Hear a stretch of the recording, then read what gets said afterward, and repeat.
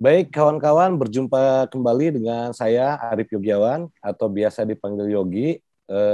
Sebelum-sebelumnya saya biasa memandu obrolan lantai 3, tetapi selama pandemi memang obrolan lantai 3 tidaklah mengoperasi gitu, istirahat untuk sejenak, dan kali ini kita hadir untuk membicarakan satu hal yang rasanya cukup penting hari ini kita sikapi. Beberapa waktu yang lalu, sekelompok masyarakat sipil itu mengajukan judicial review ke Mahkamah Konstitusi untuk membatalkan Undang-Undang Mineral dan Batubara. Nah, proses pengajuan itu sudah cukup berjalan lama, dari sejak tahun 2020, pertengahan 2020, ada satu proses di mana sidang rakyat untuk menolak Undang-Undang Minerba bergulir, dihadiri oleh perwakilan hampir dari seluruh wilayah di Indonesia. Nah, terus kemudian ada satu kesepakatan, dorongan supaya Undang-Undang Minerba itu dilakukan uji material di Mahkamah Konstitusi. Cukup waktu yang agak panjang sebenarnya untuk mendiskusikan apakah judicial review itu merupakan satu pilihan advokasi yang tepat atau tidak, tetapi sebagai sebuah penghormatan atas mandat yang diperoleh pada saat sidang rakyat, maka kelompok masyarakat sipil dan ada beberapa warga dari Banyuwangi serta dari Bangka Belitung akhirnya tetap mengajukan judicial review ke Mahkamah Konstitusi. Hari ini saya akan berbincang-bincang dengan dua orang yang menjadi kuasa hukum dari para pemohon pengujian material di Mahkamah Konstitusi. Jadi saya ingin menyapa dulu, pertama ada Indira Suryani. Halo II. Halo AA. II sama AA ya, luar biasa. Cocok. Cocok. Nah, II ini bisa memperkenalkan diri terlebih dahulu, II. Halo teman-teman, saya Indira dari LBH Padang. Masih singkat kok perjuangannya di LBH Padang. Oke, masih singkat perjuangan di LBH Padang, tetapi sepak terjangnya sudah cukup memberikan gambaran ya. Nanti kita akan bicara sepak terjang Indira di LBH Padang. Berikutnya saya ingin menyapa narasumber yang kedua, yaitu Abdul Wahid Habibullah, atau kami bisa memanggilnya Wahid. Halo, Wahid. Ya, halo Kang Yogi. Ya, Wahid halo Mbak Indira. Ya. Halo Mas Wahid. Ya. Wahid ini Direktur LBH Surabaya ya. Iya. Dan tentu wilayah kerjanya adalah wilayah Jawa Timur. Sejak tahun berapa ya Hid jadi Direktur LBH Surabaya ya? Ya, perkenalkan kawan-kawan, nama saya Wahid. Kebetulan mendapat mandat dari kawan-kawan di LBHI ya, dan kawan-kawan LBH Surabaya untuk jadi Direktur LBH Surabaya sejak 2018. Sejak 3 tahun yang lalu. Sejak 3 tahun yang lalu, ya. Dan sekarang udah masuk periode kedua ya? Betul, masuk periode kedua, dan perjuangan masih panjang ya, untuk memperjuangkan hak masyarakat di Jawa Timur. Baik, jadi banyak sesungguhnya tim pengacara dari uji material Undang-Undang Minerba ini, tetapi dalam kesempatan kali ini saya akan berbincang-bincang dengan dua orang, yaitu Indira dan Wahid. Mungkin saya ke Indira dulu. Seperti kita tahu, Indira itu tinggal di Sumatera Barat, tadi udah memperkenalkan seperti itu, dan kalau kita bicara sejarah ya, Sumatera Barat itu adalah salah satu wilayah yang sejak zaman Belanda sudah ada pertambangan batu bara ya, Indira ya. Udah. Penindasannya itu, sudah ada sejak zaman Belanda. Iya, dan itu di wilayah Sawah Lunto. Yang kemudian di dekat Sawah Lunto itu saat ini ada PLTU Ombilin gitu ya. Kira-kira jaraknya berdekatan. Nah, bisa cerita nggak, I? Karena kan yang saya tahu juga Sawah Lunto itu, pertambangan itu udah menjadi World Heritage. Nah, bisa cerita nggak itu? Dan rasa-rasanya, satu lagi nih pertanyaannya. Rasa-rasanya banyak warga justru menyambut senang ya ketika Sawah Lunto dinyatakan sebagai World Heritage ya. Gimana tuh?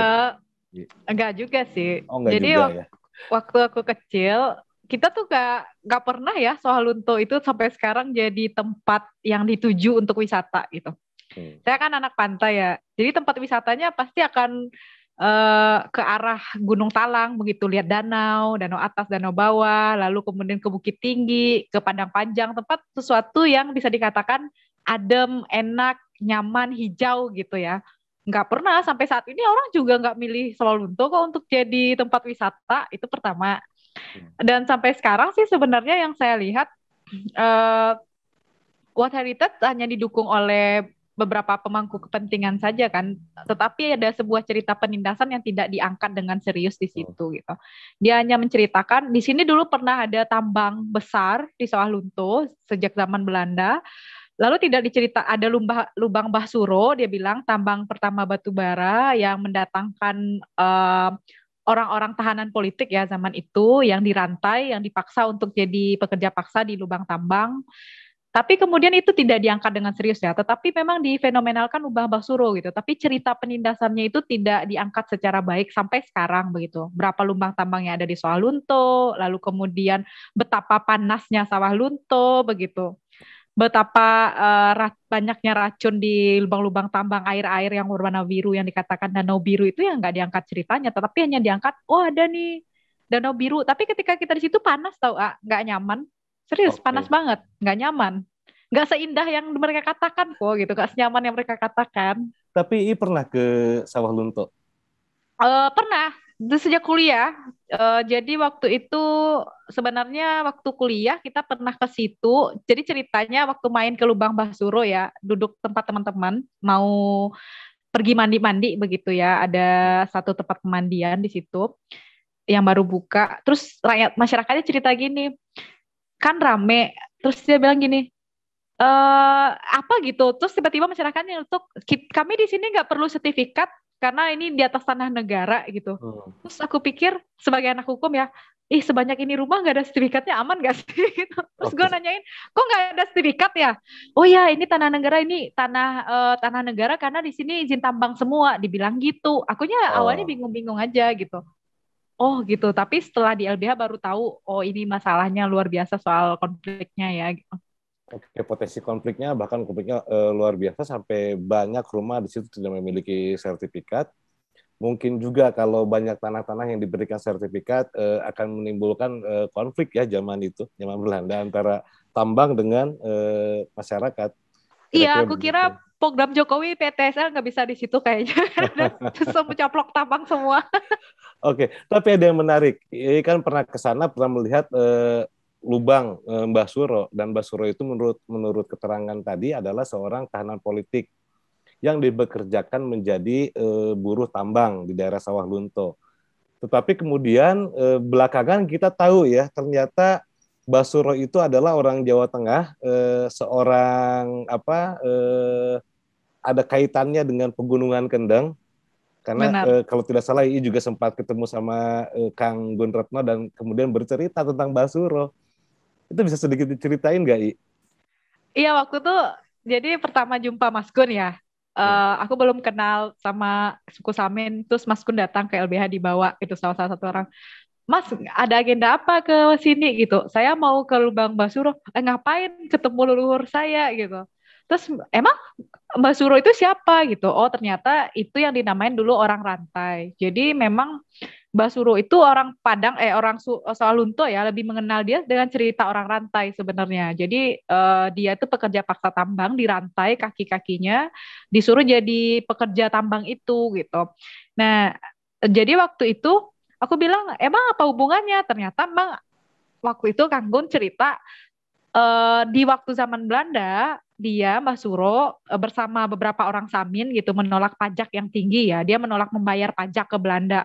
Lalu dipindah jadi tahanan politik di Belanda, dibawa ke sini jadi pekerja paksa di tambang gitu. Akhirnya meninggal di sini dan dikenal orang dengan cerita orang rantai gitu. Tapi orang nggak terlalu kenal namanya gitu. Tapi tetap aja itu di tagline sebagai lubang Mbah Suro gitu. Jadi lubang pertama kayaknya, lubang tambang pertama yang ada di Sawalunto. Oke, tahanan politik, orang yang menolak tunduk sebenarnya terhadap pemerintah Belanda pada saat itu karena dia menolak pembayaran pajak yang sangat mahal mungkin ya. Mahal, menindas, menghisap. Mungkin oligarki di zaman Belanda pada saat itu pengen mengambil keuntungan dari ini ya, dari pajak-pajak. Mbah Suro nih pembela HAM zaman dulu, Ya betul.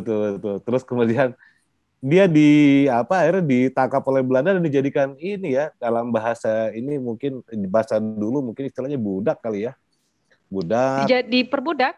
menjadi Bayangin aja dia kerja pakai paksa rantai ya kan. polanya ya. Mm-mm. Kerja paksa dan kemudian bekerja diikat dengan belenggu, rantai dan lain sebagainya, dan dari situ kemudian II kayak semacam semacam menemukan satu catatan tersendiri nih dalam perjalanan tambang di Indonesia, khususnya di Sawah Lunto ya, bahwa tambang itu ya berlumuran darah, berlumuran keringat dari para budak.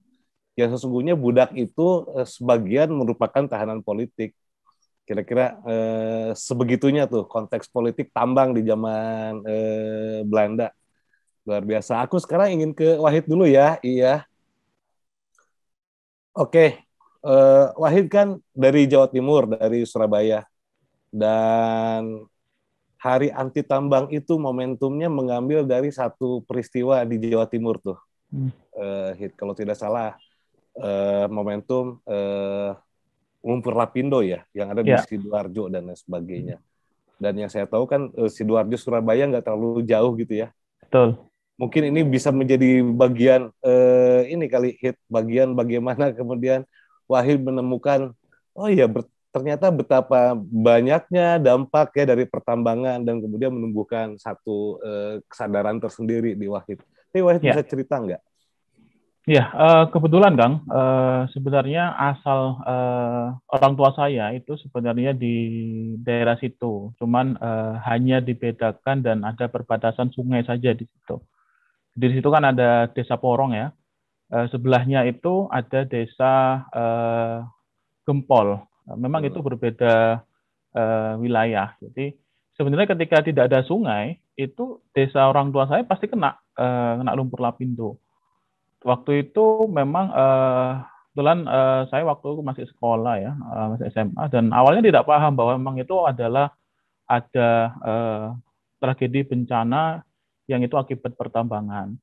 Yang pertama memang waktu itu hanya mungkin lumpur saja ya, banjir lumpur biasa yang mengenai sawah. Tapi kok lama-kelamaan semakin melebar, jalan nggak bisa lewat, jadi kita itu setiap minggu itu banyak ke sana karena kakek nenek itu masih di situ dan memang kita secara rutin berkunjung setiap minggu. Jadi Surabaya ke Gempol dan pasti lewat daerah desa Porong itu, Porong Sidoarjo itu, dan sangat luar biasa macetnya dan itu sangat mengganggu. Akhirnya telusur waktu itu lihat berita, kemudian katanya orang dan sebagainya, di situ memang sangat dekat ya dengan desa orang tua saya. Bahwa itu karena adanya pertambangan. Bahkan pertama awal saya nggak tahu bahwa di situ ada pertambangan karena jelas-jelas di situ adalah perkampungan padat penduduk kan. Jadi perkampungan padat penduduk. Yang kedua adalah memang lahan pertanian. Dan tidak ada bayangan sebenarnya pada waktu itu bahwa di situ sebenarnya ada tambang minyak ya, minyak dan gas yang dikelola oleh PT Lapindo Berantas. Dan akhirnya entah nggak tahu ya apakah itu tambang tersembunyi atau seperti, tapi secara wilayah sebenarnya nggak layak itu menjadi lahan pertambangan karena itu memang padat penduduk dan faktanya memang benar yang menjadi korban penduduk banyak, kemudian lahan pertanian banyak dan itu memang sangat-sangat padat dan di atas ini ya jalur transportasi juga waktu itu sempat lumpuh, tol sempat lumpuh dan sebagainya. Artinya di masa remaja Wahid melihat ya bagaimana tol lumpuh, transportasi lumpuh, transportasi lumpuh karena semburan lumpur yang tidak karena semburan lumpur yang saya tidak paham sebenarnya di situ ada pertambangan gitu loh. Jadi itu yang membuat saya akhirnya lama kelamaan akhirnya yang merenggut banyak sekali korban juga dan bahkan orang tua juga saya nyaris menjadi korban sebenarnya terkait dengan itu. Hanya dibedakan sungai saja. Kalau sungai itu nggak ada pasti kena Sungai rumah Porong, ya? Sungai Porong. Jadi persis di sebelah Sungai Porong itu desa orang tua saya dan di situ tiap minggu pasti saya ke sana. Nah, itu saya melihat ganasnya pertambangan sebenarnya ketika tidak dikelola dengan baik. Benar. Nah, kalau tidak salah juga sampai dengan hari ini dampak sosialnya belum selesai semua ya, belum selesai semua sampai ya? Sekarang belum selesai semua dan memang masih banyak warga-warga yang terutama yang di luar area terdampak ya. Jadi Di situ kan ada dibedakan dua ya, area terdampak dan di luar. Di luar itu banyak sekali kayak di Tanggulangi, di desa-desa di Sidoarjo itu mati semua, dari lahan pertanian mati, perekonomian juga tidak bisa jalan, gitu. Tapi tidak mendapatkan ganti rugi atau tidak mendapatkan kebijakan apapun dari pemerintah karena kebijakan hanya menyasar pada areal terdampak. Dan kita tahu sendiri negara menghutangi ya, sedangkan korporasinya itu sampai sekarang belum melakukan tanggung jawab terkait dengan itu. Nah, kalau tidak salah itu ada banyak warga yang akhirnya ngungsi karena tempat tinggalnya juga masuk dalam wilayah semburan lumpur, tentu juga selain lahan pertanian dan lain sebagainya ya. Dan saya nggak tahu nih, itu udah berapa tahun yang lalu ya. Bayangkan sampai dengan hari ini belum selesai, terus tiba-tiba itu waktu zaman Wahid SMA, tiba-tiba masuk ke LBH dan sekarang mendampingi mereka ya, Hid ya. Betul. Sekarang kami yang melanjutkan ya, karena kalau saya lihat dokumen sebenarnya dulu YLBHI juga melakukan pendampingan, mulai mengajukan gugatan CLS dan sebagainya. Dan sampai sekarang pun teman-teman di Desa Porong itu ada beberapa teman komunitas perempuan dan komunitas warga pemuda di desa-desa itu juga masih tetap melawan. Setiap tahunnya hari tambang Hatam itu masih tetap melakukan festival dan untuk mengingatkan sebenarnya bahwa ini ada tragedi kemanusiaan yang terjadi sebenarnya akibat pertambangan. Jadi semakin dewasa justru semakin menemukan kenyataan, semakin menemukan fakta ya. Betul. Jadi waktu kecil mungkin Wahid, Ii, saya juga waktu kecil kan begitu disajikan dengan dongeng bahwa kita ini sejahtera, banyak tambangnya. Jika kita digali maka jika tambangnya digali maka akan membuat rakyat juga sejahtera, Indonesia sejahtera. Tetapi Wahid menemukan satu fakta tuh dengan peristiwa di Lapindo di Sidoarjo, yang mana kemudian orang tuanya juga berasal dari wilayah Sidoarjo yang alhamdulillahnya sampai dengan hari ini, bukan sampai dengan hari ini, yang alhamdulillahnya kemudian tidak terdampak ya. Tetapi kalau lihat sebarannya itu mungkin ribuan atau ratusan ribu ratusan ribu hektar juga. Dan karena wilayahnya wilayah padat. Wilayah padat penduduk, wilayah perumahan, dan memang jelas-jelas di situ sebenarnya nggak menyangka kalau ada pertambangan gitu. Oke. Nah ini yang kedua nih, kedua. Setelah di LBH, kemudian mendampingi kasus Lapindo, warga di Porong dan di Sidoarjo, dan setelah itu juga semakin banyak kasus-kasus pertambangan yang ditangani oleh teman-teman LBH Surabaya ya, termasuk kasusnya Tumpang Pitu tuh, satu wilayah pegunungan di Jawa Timur bagian selatan kalau tidak salah, di wilayah Banyuwangi, yang kemudian hendak dijadikan tambang emas. Tambang emas. Nah itu gimana tuh Pak Wahid ceritanya? Ya, kebetulan LBH Surabaya juga melakukan penanganan ya, selain kasus Tumpur Lapindo. Sebenarnya kasus Banyuwangi, kita tahu sendiri ada pertambangan Tumpang Pitu, itu adalah pertambangan yang cukup besar, bahkan konon katanya adalah kedua terbesar di Indonesia selain Freeport, yang ada di atas gunung namanya Gunung Tumpang Pitu.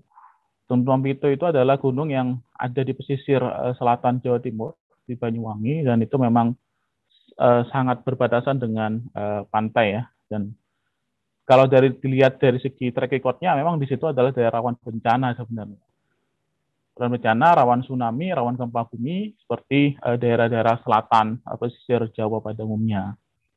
Kami melakukan pendampingan terhadap warga di sana yang melakukan penolakan ya terhadap pertambangan, yang memang mereka ini berdampak karena sebagian besar masyarakatnya berprofesi sebagai nelayan, sebagai petani, dan sebagai pekerja rumahan ya. Dan di situ ada beberapa orang yang melakukan penolakan. Salah satu adalah Budi Bego, yang sebenarnya kalau kita lihat konstruksi kriminalisasinya itu menggunakan pasal komunisme, mungkin teman-teman tahu. Jadi pasal komunisme yang diterapkan kepada bukan orang kiri atau bukan orang komunis, tapi seorang petani yang tidak tahu sebenarnya apa itu ajaran komunisme, Leninisme atau Marxisme yang sebenarnya dia itu memperjuangkan haknya. Tapi ya itu tadi eh, apa ya dikriminalisasi menggunakan pasal komunisme. Jadi ya itu salah satu bentuk kriminalisasi terhadap masyarakat yang ada di sekitar pertambangan.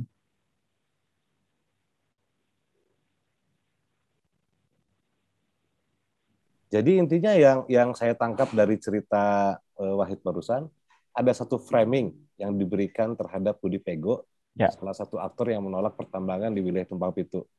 Dan framingnya itu adalah framing tentang komunisme yang tentu kalau kita bicara komunisme juga kemudian sentimen di masyarakat itu masih kuat. Karena bagaimanapun juga kan masih banyak orang yang dalam tanda kutip nih kalau kita bicara komunis ya sudahlah itu kira-kira musuh negara, framingnya kan seperti itu ya. Dan di Banyuwangi juga sama, di situ di Kecamatan Pesanggerahan itu dulu basis PKI ya, secara ini ya historis ya. Jadi makanya isu itu digunakan oleh pihak yang sana untuk mengkriminalisasi masyarakat bahwa dia itu komunisme dengan alasan ada demo yang itu ada bendera Palu Arit. Dan fakta persidangan jelas menyebutkan bahwa bendera Palu Arit itu sengaja disudutkan dan bukan berasal dari warga yang melakukan demo, termasuk bukan dari Budi Pego sendiri. Tapi karena ada Budi Pego dianggap sebagai koordinator aksi, maka dia dipersalahkan atas adanya itu yang dianggap menyebabkan ajaran komunisme. Ya, artinya mereka justru tidak mencoba untuk bertarung melawan warga dari aspek-aspek betulkah tambang ini memberikan dampak positif bagi warga, bagaimana dampak negatifnya, bagaimana kelestarian alamnya, tetapi justru kemudian mengambil jalan lain, yaitu dengan memframing si aktor tersebut bahwa dia adalah bagian dari gerakan komunis, kira-kira itu. Betul. Dan tentu itu framing seperti itu pasti adalah butuh waktu ya untuk merecovery-nya. Karena bagaimana? Betul. Sampai sekarang pun pada waktu itu kami persidangan itu dikawal ya, karena setiap hari ada demo dari ormas-ormas yang kontra terhadap isu komunisme. Bahkan kami aja yang pengacaranya yang bersidang aja di justifikasi bahwa kita juga menjadi bagian dari gerakan itu.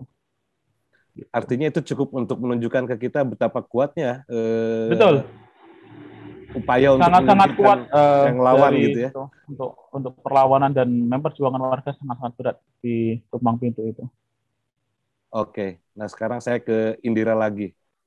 Sama tadi, Wahid bicara setelah masuk LBH, kemudian banyak menemukan kasus dan lain sebagainya. Setelah II di LBH, apa yang ditemukan I?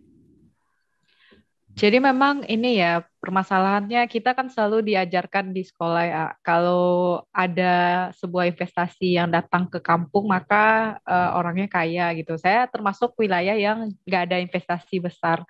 Jadi biasa-biasa aja gitu. Tapi ketika saya datang ke kampung, malah nggak yang kaya ya, malah banyak yang menderita gitu.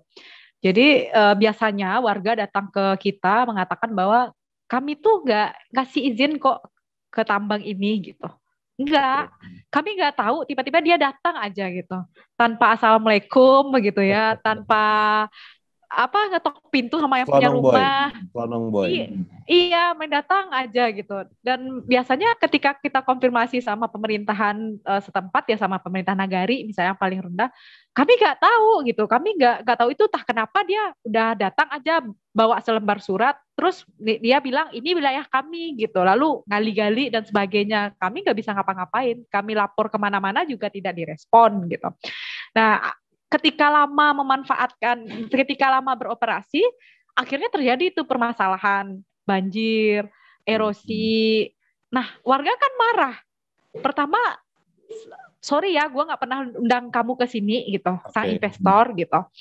Dua, lu tuh nyusahin hidup warga, kamu tuh bukan orang sini dan nyusahin hidup kami gitu. Ya wajar kan warga marah gitu. Nah, ketika warga marah, tetapi itu nggak pernah direspon baik sama pemerintah. Nah, ini permasalahan yang kita kesal banget gitu. Tadi aku kesal banget pas cerita Wahid itu gitu. Ketika orang nggak tahu ada tambang di situ, orang nggak nyangka, orang nggak paham gitu. Ya gimana mau paham, orang nggak pernah diminta pendapat kan. Ya. Nah, ketika kejadian yang buruk-buruk, warga yang harus menerima semuanya gitu. Buruk dari segala hal ya. Misalnya kayak airnya tercemar, airnya jadi jelek, ikan nggak bisa, udah mati semua, lalu kemudian lubang-lubang tambang yang menganga banyak itu, yang dia bangga-banggain warna birunya gitu, tetapi itu racun gitu. Nah, warga, semua yang harus menerima itu, tanpa mereka tahu, tanpa mereka memberi izin untuk itu gitu. Kan suatu yang menyebalkan kan hal seperti itu. Nggak bisa diterima akal sehat, Artinya yang pengen dibilang adalah salah satu prinsip penambang itu ya datang, gali, habis itu pergi gitu ya. Iya, gue nggak Datang, gali, dan peduli. pergi. Gue nggak peduli lu apa, yang penting gue ambil emasnya, gue ambil batu baranya, bye bye gitu kan. Mau lu menderita, mau lu gimana, yang penting aku bahagia gitu kan. Berarti nggak itu gue kesepakatan apa ya, nggak ada hal yang seimbang dong di situ gitu. Ada salah satu pihak yang dirugikan.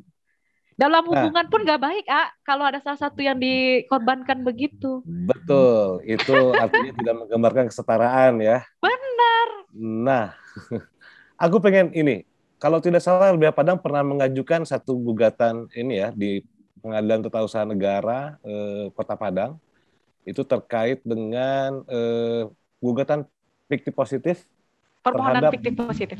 Ya, terhadap 26, kalau tidak salah 26 ya. 26, benar. Ya, bisa cerita nggak tuh, I?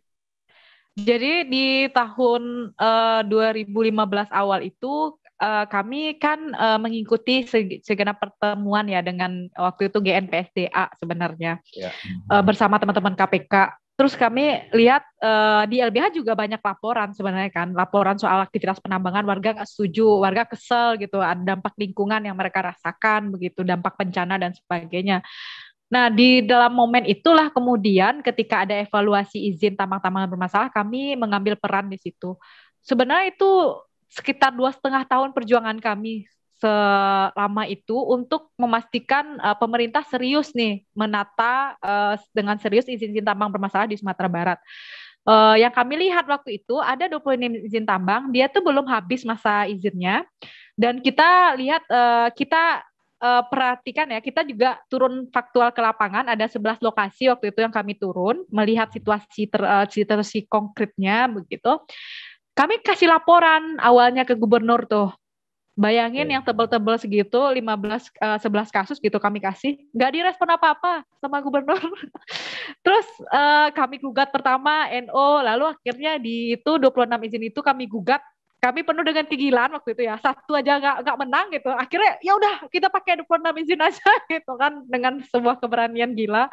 Dan ternyata kami menang di situ. Yang Ini, hal yang menarik. Mungkin banyak orang yang tidak tahu bahwa mekanisme fiktif positif itu adalah salah satu mekanisme yang sebenarnya agak cenderung baru, walaupun di undang-undang yang lama ada sih sebenarnya, tapi jarang digunakan gitu ya. Jadi mungkin bisa dijelaskan sedikit, apa itu mekanisme fiktif positif? Nah, jadi mekanisme fiktif positif ini adanya di awalnya Undang-Undang 30 2014 tentang administrasi pemerintahan. Waktu itu kami ketemunya nggak sengaja di saat salah satu dosen hukum gitu ya, alumni LBH juga, Pak Yuslip, yang menceritakan ini ada mekanisme baru nih. Jadi kita sebagai warga negara bisa mengajukan sebuah izin ya, permintaan SK atas kemudian hak kita begitu. Waktu itu kami ajukan untuk dicabutnya 26 izin IUP ini karena dia bermasalah begitu.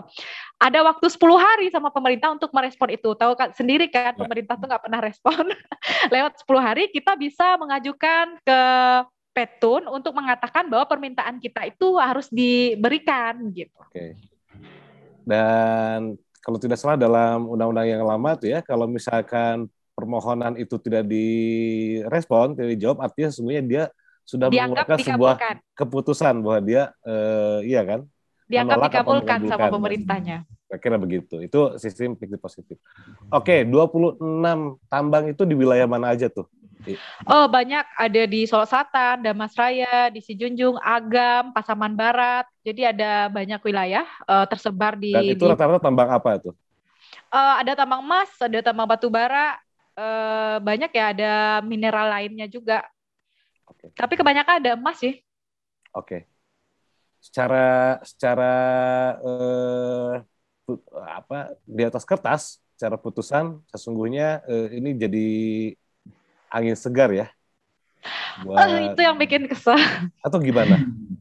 Jadi kan gini ya, pembangkangan Kalau tidak salah hukum. sempat menang kan? Iya, jadi Dikabulkan kan? sebenarnya permasalahan utama kita adalah bagaimana negara itu taat terhadap hukum ya. Taat terhadap putusan pengadilan. Artinya ada problem pasca putusan nih. Yes, eksekusi. Oke. Cuman dicabut 21 izin, 5 izinnya nunggu sampai habis saja, dia nggak nyabut. Oke. Perlu dicari tahu tuh yang 5 itu punya siapa aja. Iya. Barangkali kan. barangkali kemudian kita menemukan ada aktor siapa gitu di balik 5 izin itu. Nah, oke, sekarang baik Wahid ataupun Indira masing-masing menjadi kuasa ya bagi warga, dan kalau tidak salah ada dua CSO yang mengajukan sebagai pemohon ya, dan 2 orang lagi warga dari Banyuwangi ataupun dari Bangka Belitung. Saya ingin ke Wahid dulu karena juga ada warga Banyuwangi. Ya. Kira-kira apa nih yang membuat teman-teman merasa bahwa memang PR ini harus dilakukan? Ya, betul seperti apa dikatakan Kang Yogi. Jadi salah satu warga yang melakukan uji materi adalah Ibu Paini ya, atau Ibu Nurul Aini, yang sama sebenarnya dengan cerita Budi Pego tadi. Jadi proses kriminalisasi itu tidak berakhir di Budi Pego ya, di area pertambangan Tumpang Biru, tapi berlanjut sampai sekarang. Dan salah satu yang menjadi korban adalah Ibu Paini yang dilaporkan oleh perusahaan karena melakukan penghalang-halangan aktivitas pertambangan. Dan itu menggunakan revisi Undang-Undang Minerba yang baru, Undang-Undang Nomor 3 tahun 2020 ya. Dan prosesnya sama dengan Budi Pego dulu, prosesnya sangat cepat sekali, dan Polres Banyuwangi yang melakukan penanganan. Akhirnya karena dia merasa dirugikan secara hak konstitusional ya, maka Bu Paini ini sangat layak sekali sebenarnya kerugian konstitusionalnya untuk bisa mengajukan GR judicial review. Salah satu pasal di Undang-Undang Minerba ini ya terkait dengan pasal kriminalisasi yang kerap kali digunakan sebenarnya tidak hanya di Banyuwangi tapi di daerah yang lain, digunakan untuk memberangus masyarakat yang melakukan mempertahankan ruang hidupnya, yang mana secara penjelasan dan tafsirnya itu sangat-sangat tidak bisa kita tidak bisa kita lingkupi batasannya. Jadi semua orang akhirnya bisa kena pasal penghalang-halangan kegiatan pertambangan yang sah itu. Tidak butuh waktu lama ya, dari sejak Undang-Undang Minerba ini disahkan, itu sudah menjadi korban. Salah satunya adalah Ibu Paini. Korban salah satunya Ibu Paini. Dan kalau saya mereview tadi apa yang disampaikan oleh Wahid, bahwa sebenarnya ini juga wilayahnya di Tumpang Pitu, artinya adalah kriminalisasi yang berlanjut ya. Betul. Dari sejak Budi Pego sampai pada akhirnya sekarang di Ibu Paini. Artinya jika masih ada masih ada pasal yang mengkriminalisasi warga, maka pasal ini akan dipakai terus tuh, karena bagaimanapun juga upaya dari pihak-pihak yang berkepentingan terhadap keberlangsungan tambang. Kalau warga kan berkepentingan terhadap keberlangsungan lingkungan. Betul. Nah, ini pihak yang berkepentingan terhadap keberlangsungan tambang akan menggunakan berbagai macam cara termasuk kriminalisasi. Kira-kira begitu ya. Dan pasal ini kan sebenarnya mengurangi kesempatan bagi warga untuk berpartisipasi ya, karena kan orang menegasikan gitu loh konflik. Jadi sesungguhnya di sini ada konflik, misalnya warga punya hak untuk menyampaikan pendapat, tetapi bisa ditafsirkan itu sebagai upaya untuk menghalang-halangi. Gitu ya, gitu nggak sih Pak Wahid? Padahal gini, jadi secara konstruksi sebenarnya Kang, kenapa kok pasal ini sangat karet? Jadi orang itu dianggap menghalangi pertambangan mungkin karena aksi ya. Salah satunya Bu Paini itu melakukan aksi pada saat itu dan mendirikan tenda di sekitar pertambangan. Itu kan sebenarnya adalah salah satu upaya dia untuk mempertahankan ruang hidupnya, mempertahankan tanahnya dan sebagainya. Tapi itu ditafsirkan macam-macam. dan bisa dikriminalisasi menggunakan pasal di Undang-Undang Minerba itu, yaitu setiap orang dilarang menghalang-halangi dan merintangi kegiatan pertambangan yang sah. Jadi semua orang bisa kena, bahkan kita pun bisa kena sebagai orang yang melakukan advokasi terhadap kegiatan pertambangan. Ini sangat bahaya sebenarnya kan pasal ini, dan ini bisa sangat-sangat digunakan untuk mengkriminalisasi orang. Oke, itu satu catatan ya. Wahid tadi mencatat satu poin tuh tentang kriminalisasi. Ii, selain kriminalisasi ada lagi nggak yang di highlight atau digarisbawahi oleh Ii di Undang-Undang Minerba yang sedang dilakukan pengujian materi ini? Aku tuh paling benci pasal yang soal jaminan ya, yang KK sama kontrak karya dan PKB 2PB ya. Aku paling kesel itu. Kenapa?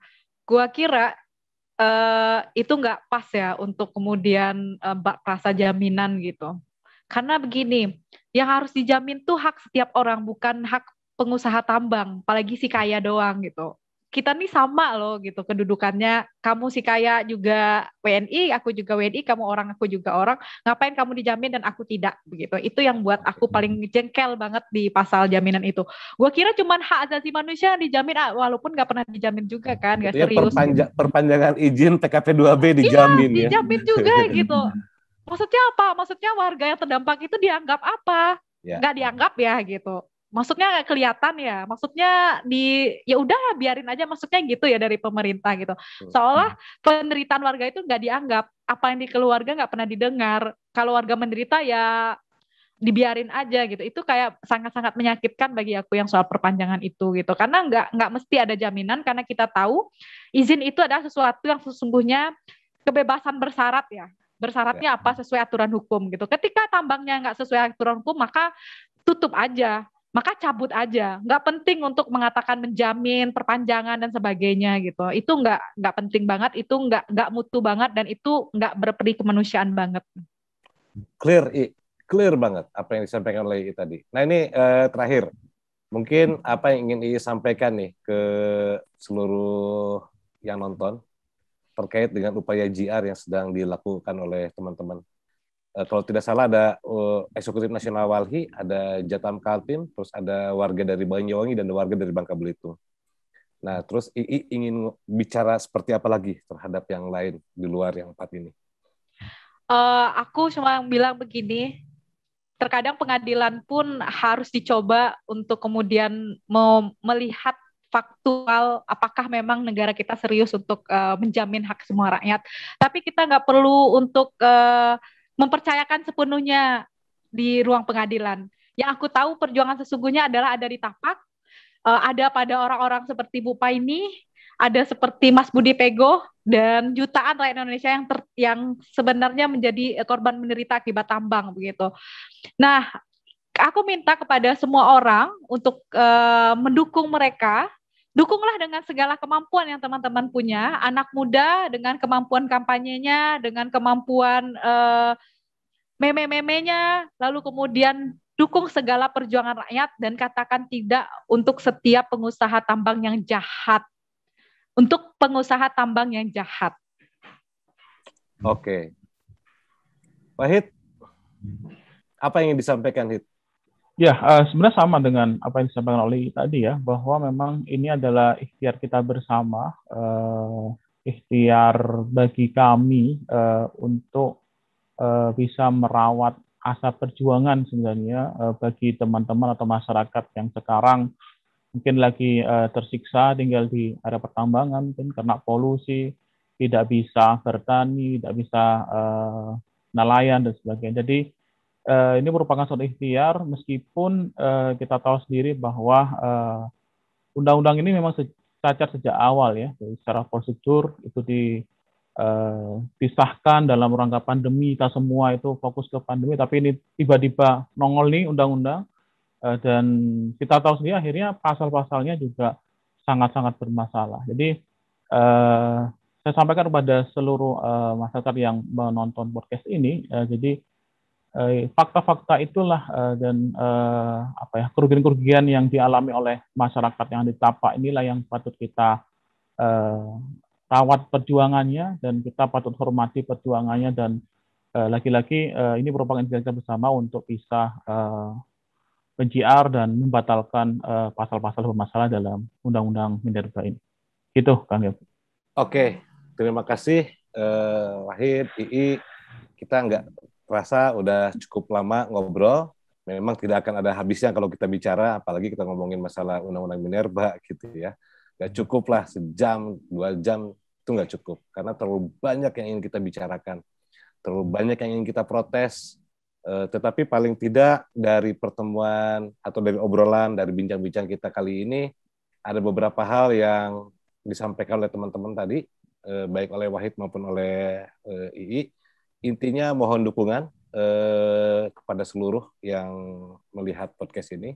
Yang kedua, yakinlah gitu kalau misalnya efek kerusakan lingkungan itu pasti ada efek dominonya. Jadi lokasinya bisa jadi di Tumpang Pitu, lokasinya bisa jadi di Bangka Belitung, lokasinya bisa jadi di Padang. Tetapi efek dari kerusakan ini juga akan menjalar kemana-mana, bahkan mungkin sampai di Jakarta, sampai di Bandung, sampai di Surabaya, atau bahkan di wilayah-wilayah lain. Sehingga tidak ada alasan lagi kita untuk tidak melakukan solidaritas, tidak mendukung perjuangan kawan-kawan yang hari ini sedang berupaya untuk mencabut pasal-pasal bermasalah di Undang-Undang Minerba.